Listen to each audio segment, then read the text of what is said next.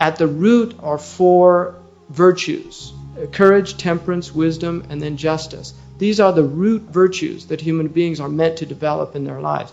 All virtues come out of one of these 4 virtues. So courage, which is the first and most important virtue, because upon it the other ones are based. Generosity is actually the daughter of the mother virtue, which is courage, because generosity is courage with one's wealth. Patience is also a type of courage because it's a lack of anxiety when a calamity afflicts you.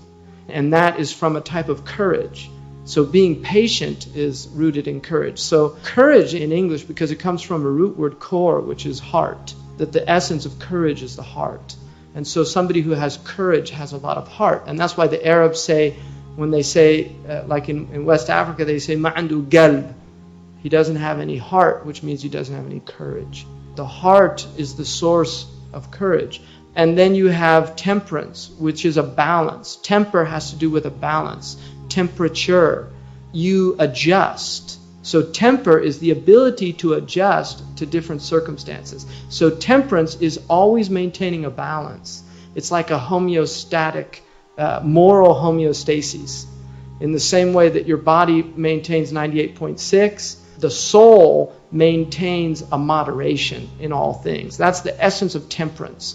And from temperance comes chastity, iffa, which has to do with not aggressing against anyone, either sexually or financially. From that, it gives birth to contentment. And from contentment, what comes from contentment is trustworthiness. Because somebody who has chastity, and chaste used to mean not just with sexual mores, it has to do with everything. Now it's pretty much limited to the idea of chastity in sexual relations. But traditionally, the idea of temperance had to do with moderation in all things, and that moderation led to this chastity, or a chaste nature, a pure nature, a virtuous nature.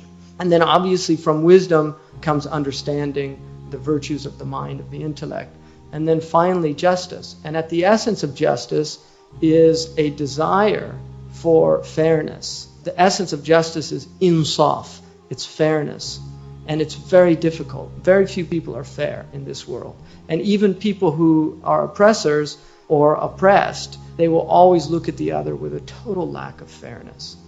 Always. So an oppressor will always look at the one he's aggressing on with a total lack of fairness. And the one being aggressed upon will always look at the oppressor with a total lack of fairness. And that's why true justice is very difficult to come about in the world because of human nature. It's so difficult for human beings to be fair, to be truly fair. But at the essence and the beauty of justice comes mercy. In the traditional understanding, mercy actually came out of justice. And the reason for that is because mercy is an emotion that emerges when one sees somebody who is suffering or who is in a situation that he is not. And from it arises this sense that this person does not deserve that. In other words, the fact that I am not in that condition, I don't want that condition for that person. And that is justice. And that's why mercy emerges out of justice. It's an extraordinary concept because we usually tend to see mercy and justice as mutually exclusive. You're either just or you're merciful. But true mercy is actually emerging out of a real sense of justice, that you don't deserve that. And that's why when God shows mercy to His creatures, that is coming from His justice. And that's why the Quran says, my mercy outstrips my justice. In other words, justice, if the two race, mercy always wins. And from this idea of mercy emerging, then the idea of forbearance. And forbearance is the ability to, despite somebody aggressing upon you, to actually have this forbearance, this ability not to desire retribution. And from that virtue emerges the virtue of forgiveness or pardoning. And that is why that is one of the highest virtues. And the amazing thing about forgiving, I mean, there's a really interesting study that was done in Stanford, I think. They worked with these people that were in Ireland. They were Irish Catholics who had lost sons at the hands of the Protestants, or vice versa. And in working with them, most of these women were depressed, and most of them were incredibly angry and having a lot of vengeful feelings. And what they did was they worked with them to overcome that and to get to a place where they could forgive. And what happened is they got better. They actually got better. They were able to get out of these depressive states. It's a type of acceptance.